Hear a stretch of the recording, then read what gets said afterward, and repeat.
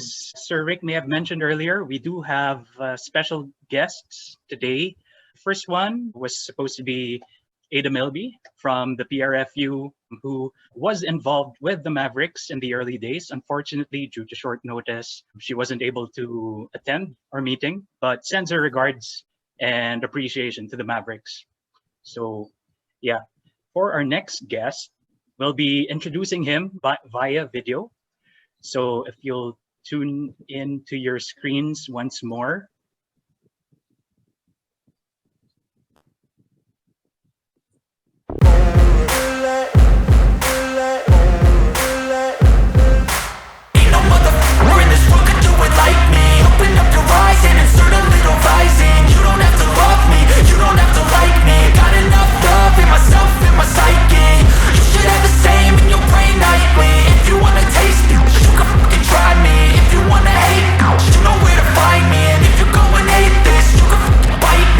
Cruising in my lane fast, call it high speed. I've been working hard, yeah, I've been working nightly. If you think you'll win, ha, not likely. I be taking shots, yeah, cold-blooded, icy. Watching numbers grow is what I call sightseeing. In the front row, run it up when they hype me. The following grows, they know how to ignite me. Call me CEO, I've been running right, see. And I ain't playing games, I create my own lane, making pleasure out of pain, turning losses into gains. I'm the boss, I'm making change. I've been rocking this exchange, popping off and risking things. Gonna make a f***ing name. I just wanna be famous, but I don't want that cheap fame. No, I'm not that vain. I just wanna be greatness. I just wanna be greatness. I just wanna be greatness. I just wanna be greatness.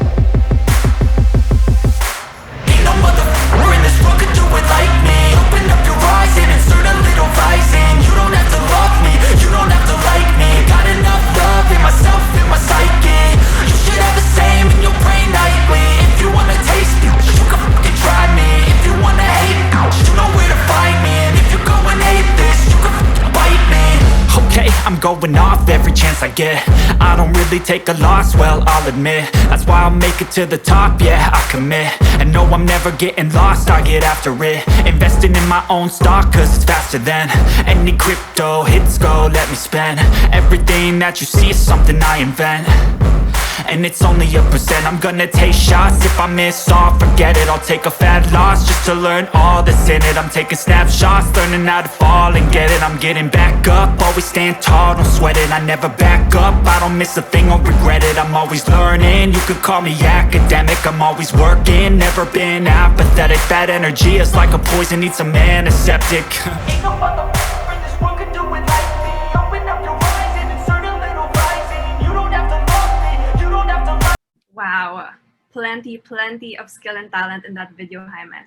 So our next guest, he first picked up a rugby ball as a kid playing in China with the Shanghai Hairy Crabs. And today, he's playing with the Battersea Ironsides, playing in London, England. He's been connected with the Philippine Volcanoes, as you saw in the video. And he's been in the program since he was 18 years old. And he captained the under-18s, 15s team that also included Lito Ramirez. That's right. He's since captained the 7th side, winning 2 Southeast Asian Games golds and playing in the Hong Kong Sevens. In the 15th game, he helped the Volcanoes win gold twice at the Asia Rugby Championship Division 2s, and as well as playing semi-professionally in both Hong Kong and Australia. So without further ado, let's welcome Mr. Vincent Young. Everybody, no, thank you for having me today. It's nice to see there's quite a lot of you on.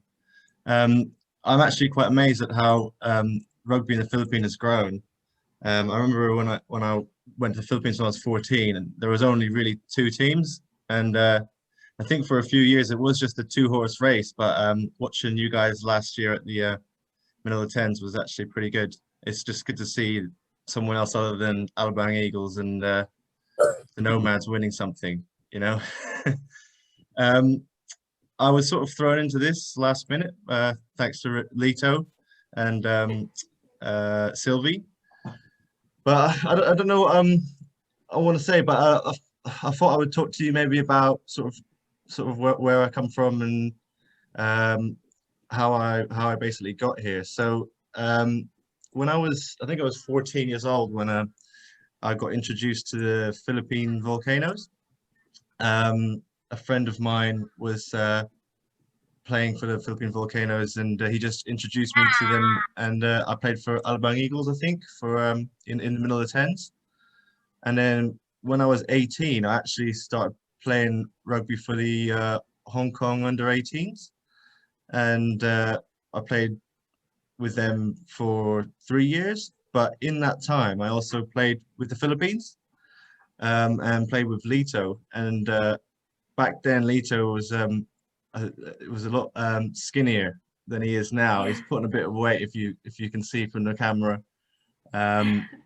He was still he was much more cheekier back then, and very fiery. But he was still an amazing player back then as he is now. But it's good to see that he's still involved with men's as well. So yeah, me and Lito were the same age, so we've been playing together for basically 8 years now, I think. So yeah, no, it's good. So yeah, so coming on for that, I played with Hong Kong till basically under 20s, but I think I got let off because I was living in the UK and I had to go to university basically. So I was going to university in Exeter, and they're part of the Super League in the UK for university rugby teams. As the top 8 universities in the UK compete every year for a trophy, and in my final year, we won the Super League. So it was good. I mean, I left Hong Kong and decided, you know what, I'd rather play with the Philippines. I mean, the opportunities were there to play with Philippines and Hong Kong. You had to live in Hong Kong at the time to be playing with them, and I was quite lucky to be able to fly out and just fly out to tournaments and play. So yeah, that was good. In recent times, I've been playing in Australia. So in the video that I just showed you, I was playing semi-professionally out there. So I was actually in Byron Bay. It's a really nice part of Australia. And they would pay us to fly over there, and then they would pay us a salary when we're there, and they also get a job. So it wasn't really professional. It was, I would say, semi-professional, in that I actually had to do some work. But it was nice. It was nice. And in recent times, it's been quite hard, I think, for everyone not having rugby. Even here in the UK, we've not really been having rugby, and it's been quite sad, to be honest with you. For me, I'm used to training for something or having a goal, and not having that goal, not being able to see it, it can really, it's really tough on you mentally. And even not having the gym for me has been a big thing, and having to find other ways to train. I'm sure all of you are experiencing that. But one of the biggest things that I've learned as I've got older, and I think I heard Jaime talking about everyone putting on size in the last 10 years. I used to think when I was 18 and or 14, 15, 16, I used to think I need to get bigger, bigger, bigger, bigger, bigger. Now I'm 26, I'm weighing 93 kilos, and I'm thinking I'm too big now. I'm not as fast as I once was. And for me, the last 12 months, I've just been working on my speed. And I think, especially now, looking at having gone to the World Series qualifier in Hong Kong Sevens, these guys aren't as big as you think they are. They're probably only like 85, 90 kilos. They might have the height, but they definitely are not as big as you think. The biggest thing, especially in sevens, I've learned over the last 8 years, is that it's all about speed and fitness, which is one thing Filipinos have. Everyone is fast in the Philippines, and they've got very good feet. So I think that's one asset, one thing that we've all got to build on. We may not have the size, but we do have the spirit and the speed to compete at the national level. So locally, I think for you boys, focus on your speed. I know it's not easy, not having the gym, not having anything to work towards. But as restrictions ease and you can sort of see the light at the end of the tunnel, you can then start thinking about the gym. But for now, I would just be focusing on your speed and looking to just get a little bit fitter, because I do notice Lito has put on a bit of weight and maybe needs to have one less extra portion of rice with his meals. But because I do remember when he was younger, he was one of the fastest guys that I know. I'm sure he still has that sort of thing. So no, but thank you for having me. It's been very good seeing all your faces and seeing so many of you. And I hope to see more trophies won by the Mavericks in the future. Thank you so much, Vince. Wala ka bang comeback, Lito, dyan na tinawag kang mataba, char? Anong masasabi mo? Vince, you got something coming with Lito here. He got bigger. Why are you trying to get bigger then, Lito? What's the reason? He's moving to prop. I'm actually moving in hooker.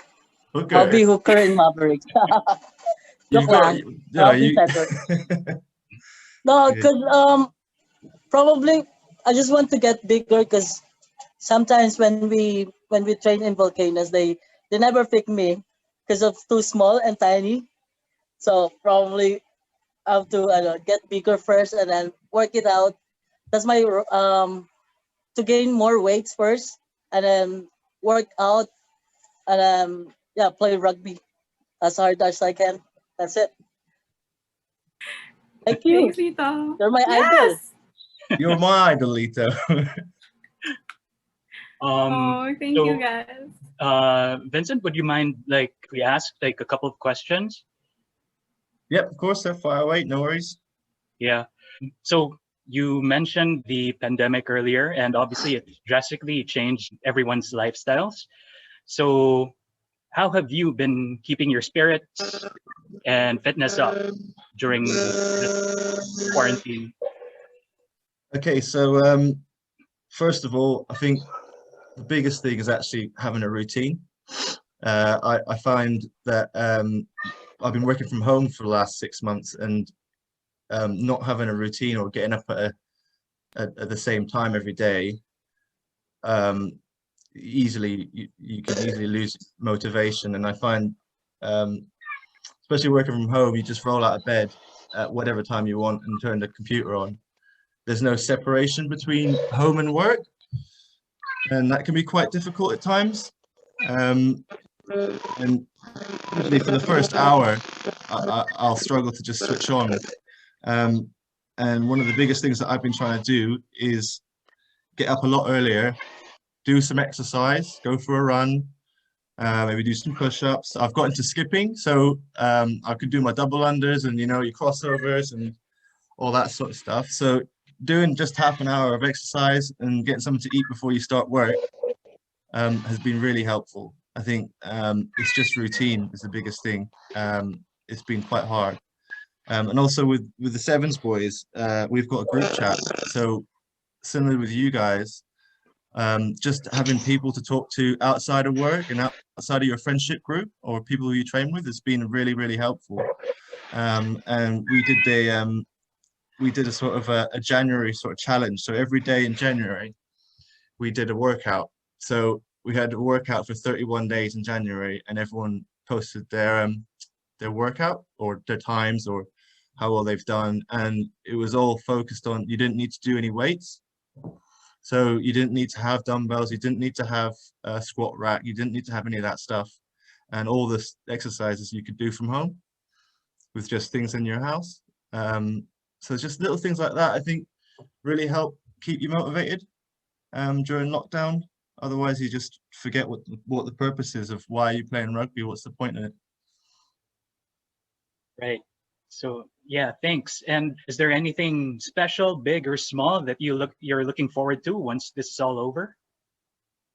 I'm I think the biggest thing is contact with people.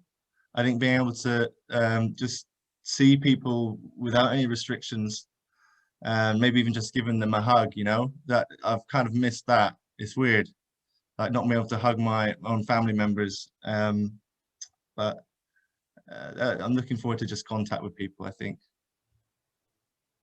Right. And lastly, so 10 years of growth and development is, as you know, a big milestone for a Filipino club. Do you have any like last parting words or bits of wisdom to set up the Mavericks next 10 years? Well, I think to be honest, you just keep doing what you're doing. It seems like this club's getting bigger and bigger. You're winning more and more things, and you're doing well. And also, I think the other thing is that the more competitive you guys can get on the national scene in the Philippines, the more we can use the players that you guys have, and they could feed into our team, and that means that we are more competitive as a national squad in both the men's and women's.